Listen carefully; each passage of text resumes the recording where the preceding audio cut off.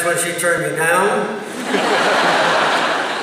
I persisted. It's one of the best examples of my own leadership that I've ever had, not to give up on Rosa. She finally decided to marry me, and we got married, and now you see we have 35 members of our family. So we've had a very successful marriage for the last 66 and a half years.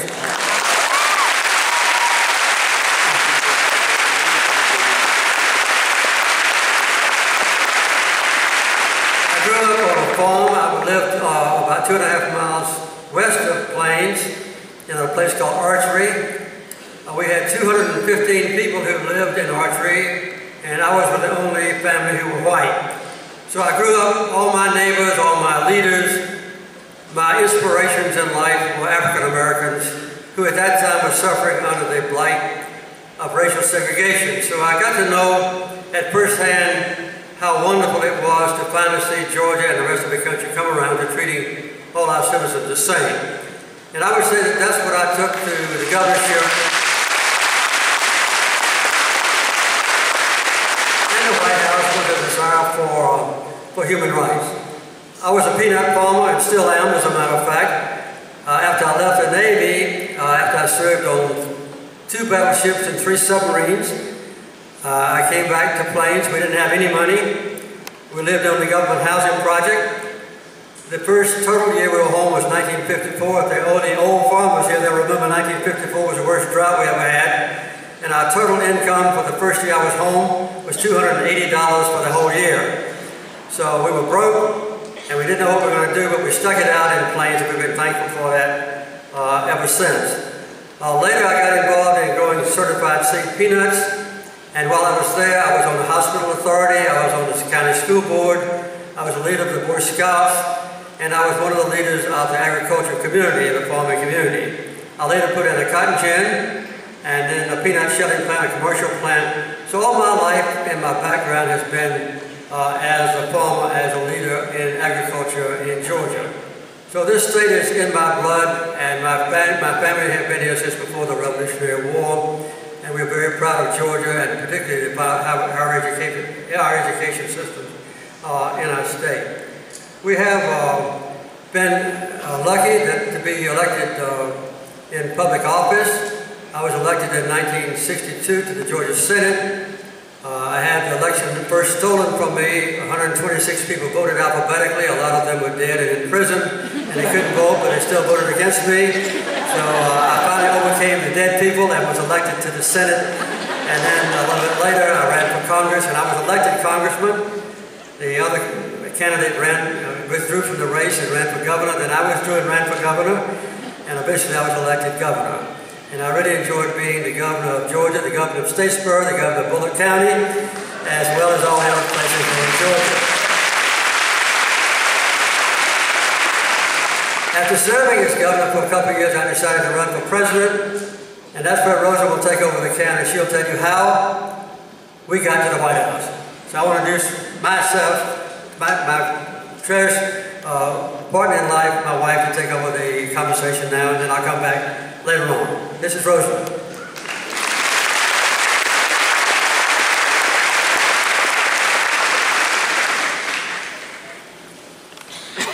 Well, Jim and I developed a good partnership very early in our marriage. He was in the Navy, as he said, and the first 2 years we were married, he was only at home on weekends. I had to take care of everything. He thought I could do it, and so I did it.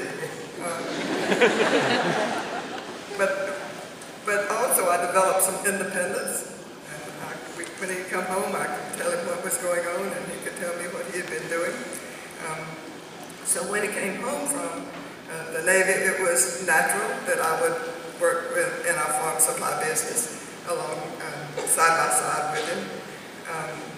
And then when he, and also I studied accounting, and pretty soon I knew as much about the business and sometimes more on paper than he did.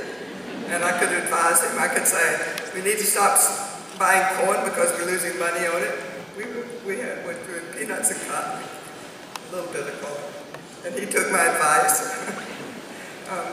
And then when he campaigned, all of our family campaigned. Our two sons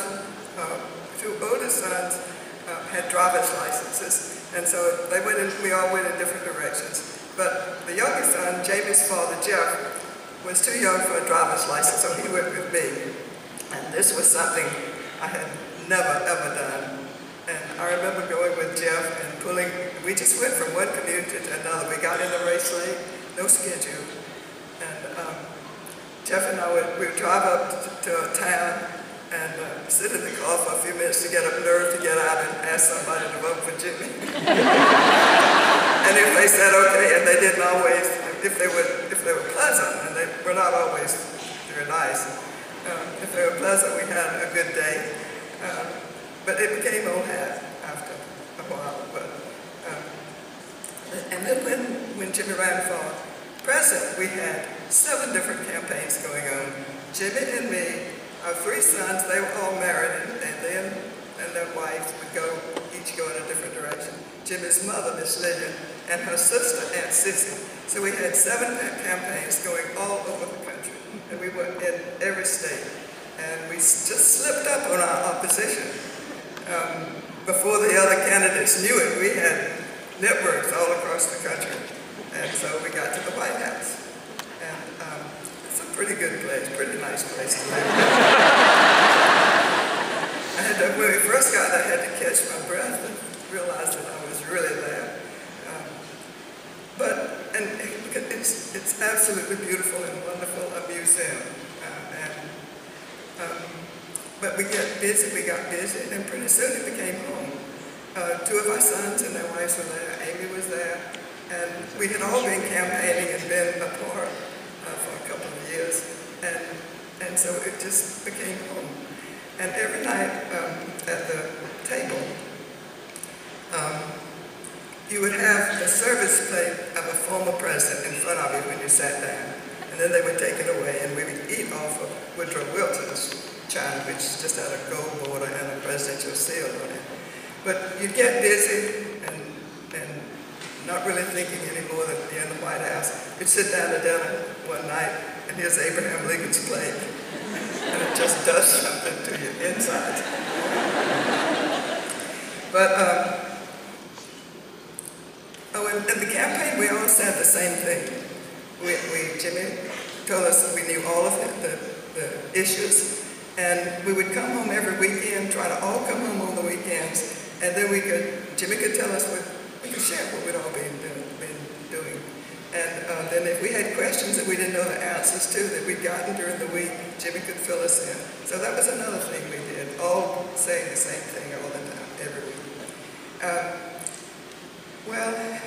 We continued to work in partnership when we were in the White House.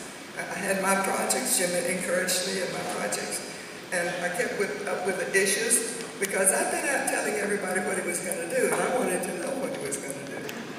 And he said that every night he got off of the elevator to go up to the second floor of the White House. I would say, why did you do so and so? You can't read the newspaper and listen to little 1 or 2 minute things on TV and really know what's going on. So one day he got off of the elevator. This was in February, the 2nd year we were there. He said, why don't you come to cabinet meetings and then you'll know what we're doing. And so I went to cabinet meetings. It was not very popular. I got a lot of criticism. First Lady was not supposed to be there, but I went and I didn't stop.